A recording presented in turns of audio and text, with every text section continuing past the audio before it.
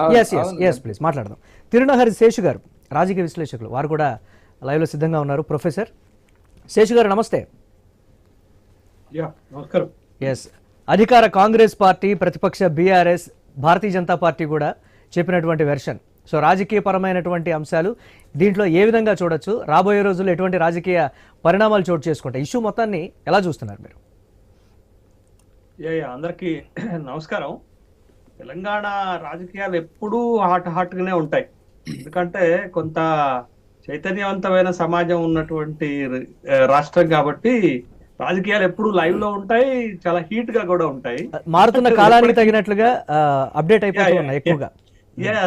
కాలం ఏదైనా హీట్ గానే కనపడుతుంది తెలంగాణ రాజకీయాలు, అది మనకి కనపడుతూనే ఉన్నటువంటి. ఎందుకంటే 3 ప్రధాన రాజకీయ పార్టీలు ఇక్కడ బలంగా ఉండటం ఒక కారణంగా నేను అనుకుంటున్నాను. ఎందుకు ముఖ్యంగా శాసనసభ ఎన్నికల తరువాత 3 పార్టీలు, 10 ఏళ్లు పరిపాలించిన పార్టీ, రాష్ట్రం కోసం ఏర్పాటైన పార్టీ, అధికారంలో ఉన్న ఇప్పుడు ఉన్నటువంటి పార్టీ, తర్వాత మన లోక్సభ ఎన్నికల్లో బలం పుంజుకొని కేంద్రంలో అధికారంలో ఉన్న పార్టీ కాబట్టి వాటికి ఉన్నటువంటి అనుకూలతలతోటి తెలంగాణలో రాజకీయం రక్తి కడుతున్నట్టుగానే మనకి కనపడుతుంది. సరే, అది పక్కన పెడితే ఇప్పుడు తెలంగాణ రాజకీయాల్లో ఈ 2-3 రోజులుగా జరిగినటువంటి పరిణామాలు గనక మనం చూస్తే, ఒకటి కాంగ్రెస్ పార్టీకి కొత్త రాష్ట్ర వ్యవహారాల ఇన్ఛార్జిగా మీనాక్షి నటరాజన్ గారు రావటం ఒకటైతే, రెండోది వచ్చిన మరుసటి రోజే తన బాధ్యతలు చేపట్టినటువంటి మరుసటి రోజు ఒక కీలకమైనటువంటి చర్య చేపట్టడం, అది క్రమశిక్షణకు సంబంధించినటువంటి చర్య. తీన్మార్ మల్లన్న పైన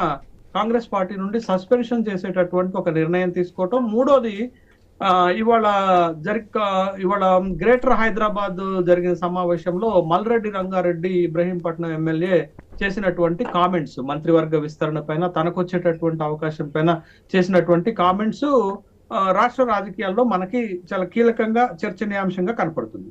ఒకటి ఏంటంటే, కొత్త ఇన్ఛార్జి వచ్చిన తర్వాత కాంగ్రెస్ పార్టీకి ఒక సైన్ కనపడుతుంది. ఏంటి అనంటే, కొత్త ఇన్ఛార్జి ఒక సింప్లిసిటీ.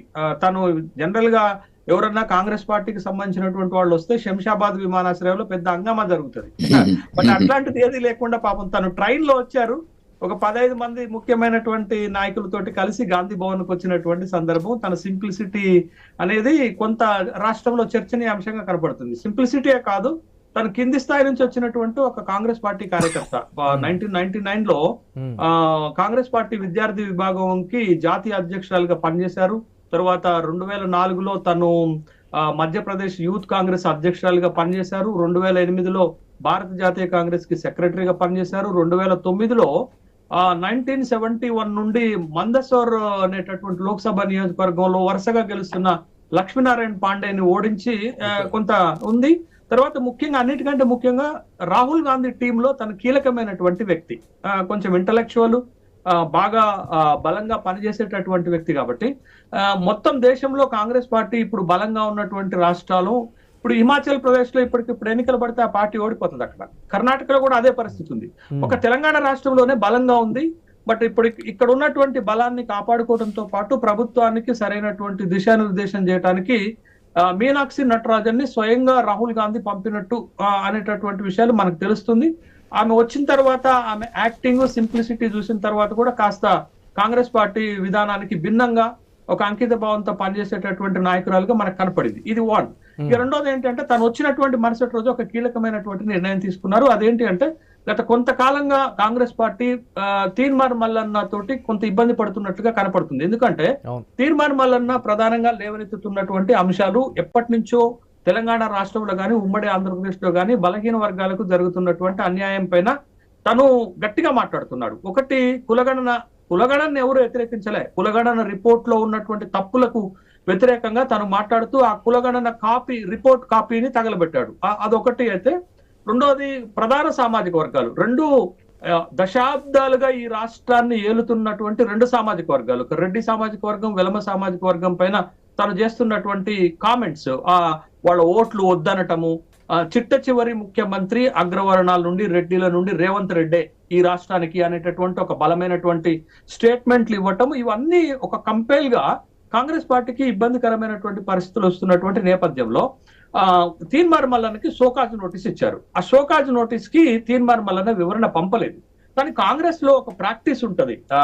నాయక్ మీరు అక్కడ కాంగ్రెస్ పార్టీ ప్రతినిధి నాయక్ మా మిత్రుడు వచ్చిండు, కానీ ఒక ప్రాక్టీస్ ఉంది మిత్రమా కాంగ్రెస్ పార్టీలో, దాన్ని బలహీన వర్గాలకు మాత్రమే వర్తింపజేయరా అనేటటువంటి ప్రశ్న ఇవాళ రాష్ట్ర వ్యాప్తంగా వస్తుంది. ఏం ప్రాక్టీస్ అంటే ఇప్పుడు తీన్మార్ మల్లన్న అనేటటువంటి వ్యక్తి సాధారణ కార్యకర్త కాదు, ఓ మామూలు నాయకుడు కాదు.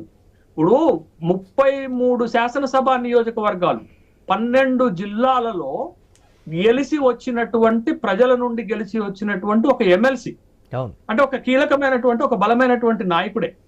తనకి ఒక షోకాజ్ నోటీస్ ఇచ్చినప్పుడు, షోకాజ్ నోటీస్ కి తన వివరణ ఇవ్వనప్పుడు కాంగ్రెస్ లో ఉన్న ప్రాక్టీస్ ఏంటంటే పిలిపించి మాట్లాడతారు. ఎందుకు ఒక కీలకమైనటువంటి నాయకుడు, ఓ బలహీన వర్గాలకు చెందినటువంటి నాయకుడు, ప్రజల నుంచి ఎన్నిక చేయబడినటువంటి నాయకుడు కాబట్టి పిలిపించి క్రమశిక్షణ కమిటీ ముందో లేకపోతే కొత్త ఇన్ఛార్జో పిలిపించి మీకున్నటువంటి అభ్యంతరాలు ఏంటి, ఈ అభ్యంతరాలను మేము నివృత్తి చేస్తున్నాం అనేటటువంటి మాట్లాడిన తర్వాత చర్య తీసుకొని ఉంటే కాంగ్రెస్ పార్టీ గౌరవంగా ఉండేది.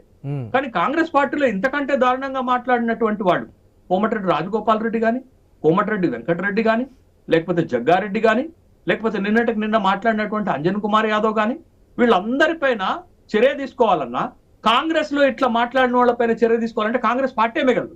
మీకు దేశ స్థాయిలో కూడా G27 లో ఉన్నటువంటి వాళ్ళపైన చర్య తీసుకోలే, వాళ్ళే వెళ్ళిపోయారు. తర్వాత శశి థరూర్ ఇప్పుడు ఏం మాట్లాడుతున్నాడు, నాకు ఆప్షన్స్ ఉన్నాయని మాట్లాడుతున్నారు. శశి థరూర్ పైన చర్య తీసుకునేటటువంటి ధైర్యం కాంగ్రెస్ పార్టీకి ఉందా? మరి ఎందుకు ఒక తీన్మార్ మల్లన్న పైన ఆగమేఘాల మీద కొత్త ఇన్ఛార్జి రాగలరే చర్య తీసుకున్నారు? తీన్మార్ మల్లన్ని సపోర్ట్ చేస్తున్నట్లు కాదు, Congress party line of control దాటారని అనుకుందాం.